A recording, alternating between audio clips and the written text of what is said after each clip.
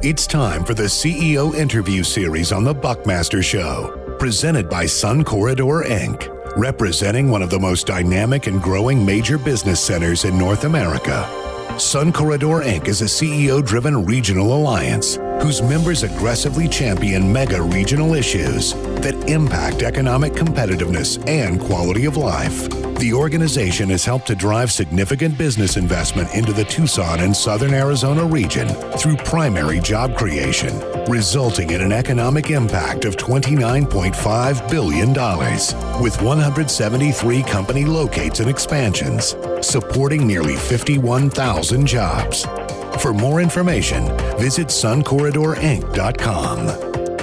And our Sun Corridor, Inc. interview is Zach Yentzer. Zach has been intentional to serve the community at the intersection of neighborhood, business, and community development.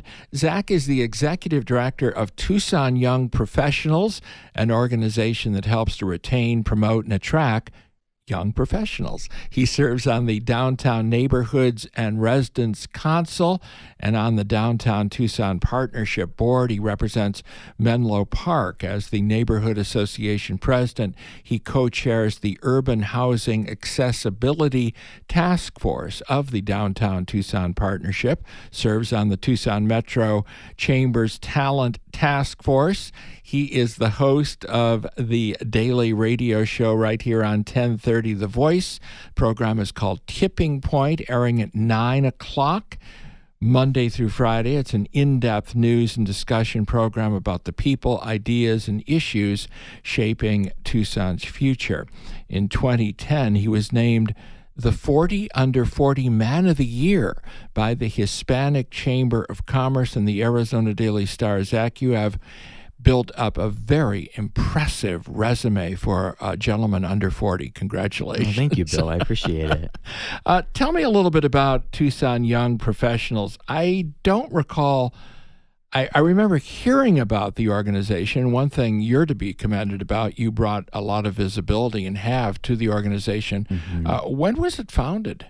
It was founded 10 years ago as a 501c6 organization.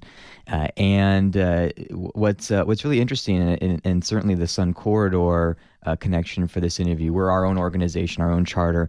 But about 10 to 12 years ago, then Trio wrote some economic development strategy. They said, look, we need to be intentional about providing a foundation for leadership development, a pipeline for the next generation of leaders. And then right around that time, Southern Arizona Leadership Council helped us with setting up our own charter and things like that. So we're our own organization, but there's a deep legacy of community leadership in Tucson working to say, hey, we need to develop a pipeline for leaders, emerging leaders in Tucson, and we need something that can attract, retain, and promote young professionals in the region. So 10 years on, we are having one of our biggest years of growth right now, and are really stepping into some cool things as an organization. Why do you think the organization, Zach, is growing so rapidly? I mean, I would love to say it's your leadership.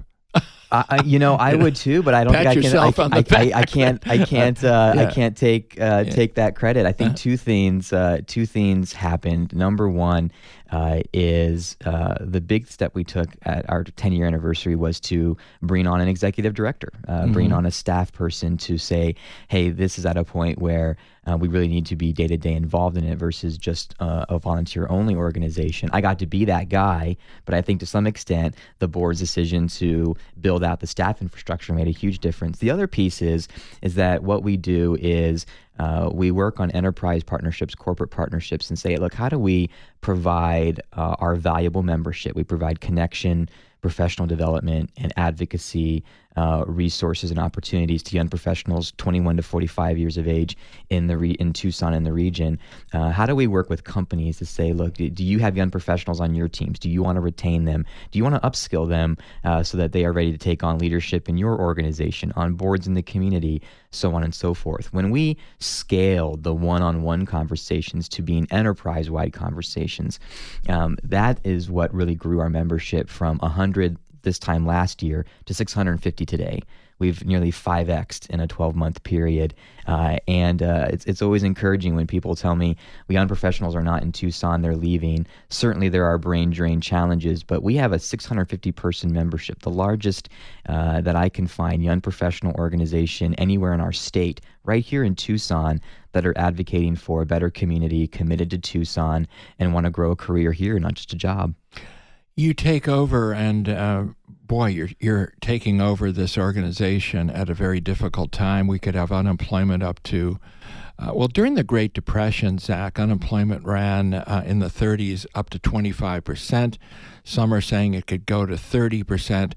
How are your main goals, your four things, and I want to hear them real quickly, the four things that you see are so important to the region. Have those goals changed now with COVID-19?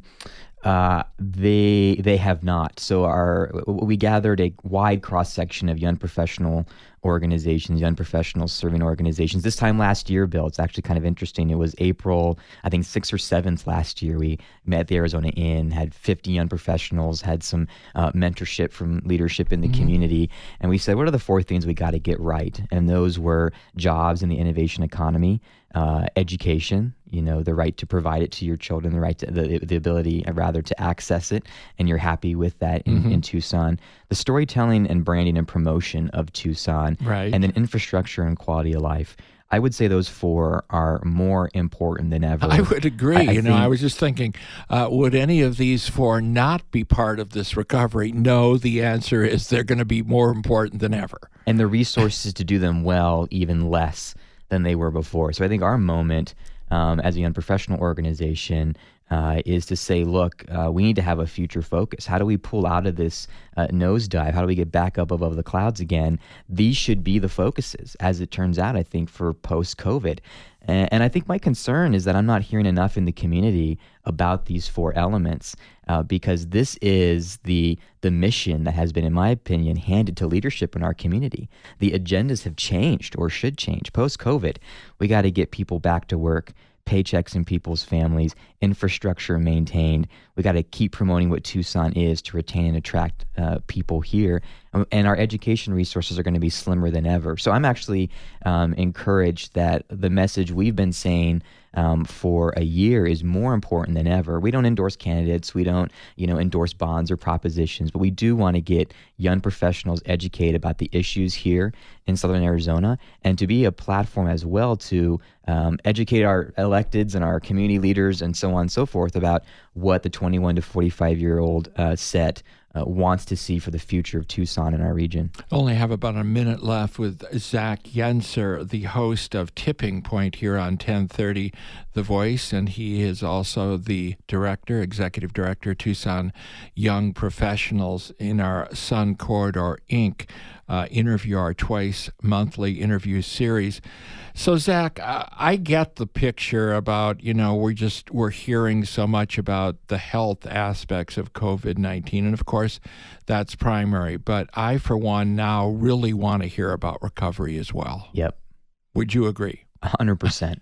Yeah. That should be the message. And when I hear the narrative and conversation in Maricopa County, their heads have turned in that direction, to be plain, Bill. I would encourage, if I could, our Southern Arizona region to start to think in that direction as well, because we can't get through COVID-19 and then think about recovery. That has to happen now, so we turn the spigot on in the right way and the most effective way. I agree. Zach Yentzer, thank you very much, Zach. Folks would like more information about Sun Corridor, and I hope they do. They can go to the suncorridorinc.com website. You can hear more about Zach on his daily program here on 1030 The Voice. The program's called Tipping Point. Tomorrow, Zach has what we call in the business a very good get. He has a good interview lined up with the president of Arizona State University. Dr. Crow is going to be your guest, and that will be one Sun Devil to another. You being a Sun Devil, you go. Yes, but I gotta tell you, I'm wearing more red the more I'm down here. Love what our universities do for our community, and U of A and ASU actually are partnering very closely right now. Right, it's great to see that regional collaboration. So no competition. Arizona universities have a role to play. Thanks, Zach. Thank you, Bill. All right, that will do it for our Sun Corridor Inc. interview. Again, more information at suncorridorinc.com. Buckmaster in the Green Things Zocalo Village studio. Former Congressman Ron Barber waiting in line. He's in the queue on the live line. He's next right after this.